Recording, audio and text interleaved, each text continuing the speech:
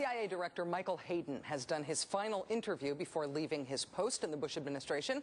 Asked about a federal court ruling that okayed congressional action on warrantless wiretapping, the great and good General Hayden replied, and I quote, "My reaction? Duh." End quote. Anytime we hear a grown man say, duh, in Washington, it's time for the Rachel Maddow Show Lame Duck Watch, because somebody's got to do it.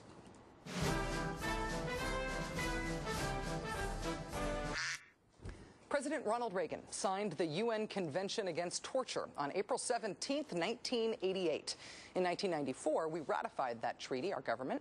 We signed ourselves up for an obligation. We said we, the United States of America, do officially declare that from here on out, we stand with 145 other countries in the world in saying to torture. By signing up to that treaty, we agreed that torture would be illegal in our country. We agreed that there would be no exceptions made for torturers ever, that they would always be taken into custody if they dared set foot on our soil.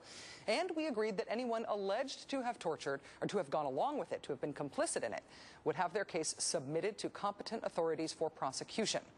That agreement, that treaty, is why it matters when Susan Crawford, the person responsible for convening the military commissions at Guantanamo, just stopped mincing words.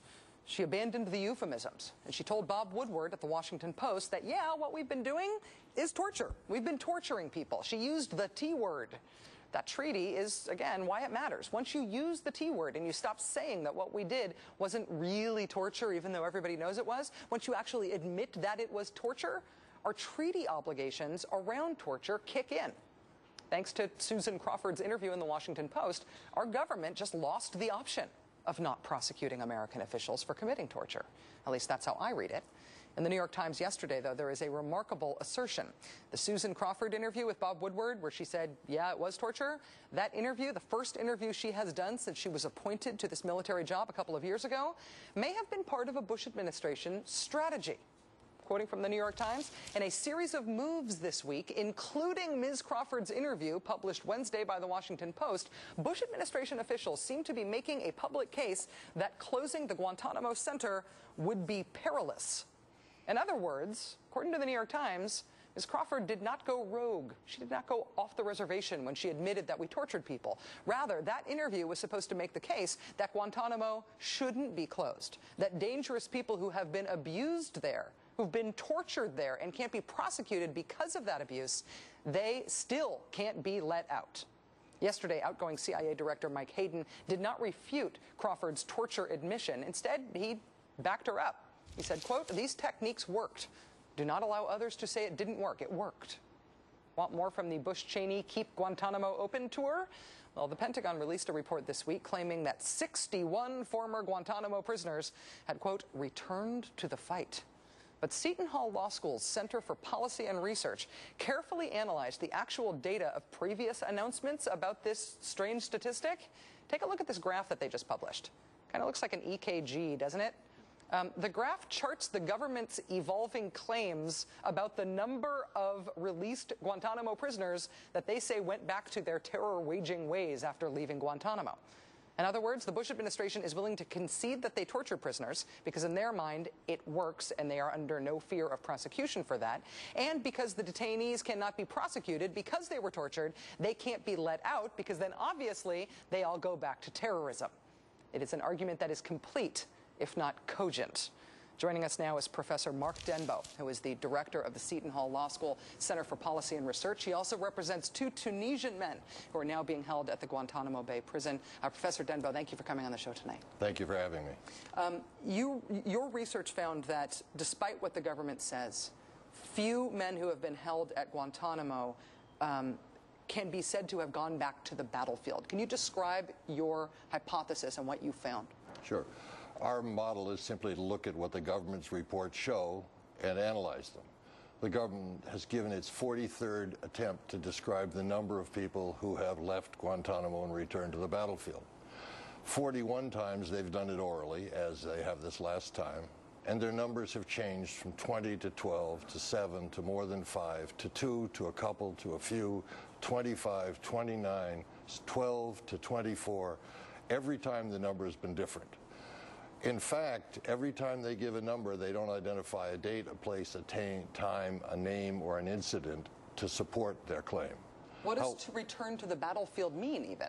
Well, it turns out they did produce 2 documents by accident. Mayor Daley, the former Mayor Daley, once said, "Never write a letter, never throw one away." Well, the government actually wrote 2 documents. One was a press release published on non-DOD letterhead on their website that identified what they said were 30 people who'd returned to the battlefield. That was in July of '07. That list of 30 identified 15 people.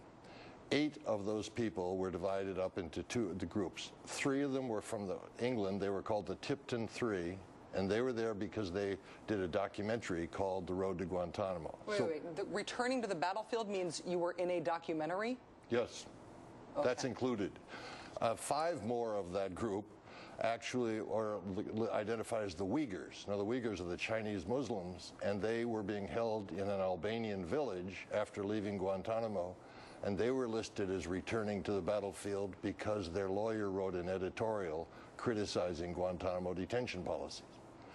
That's 8 of the 15 people they identified. They gave 7 more names, 2 of whom were never in Guantanamo. So they were down to 5 names, and of those names, 2 were Russians who were arrested in Russia but not prosecuted, and 2 were Moroccans.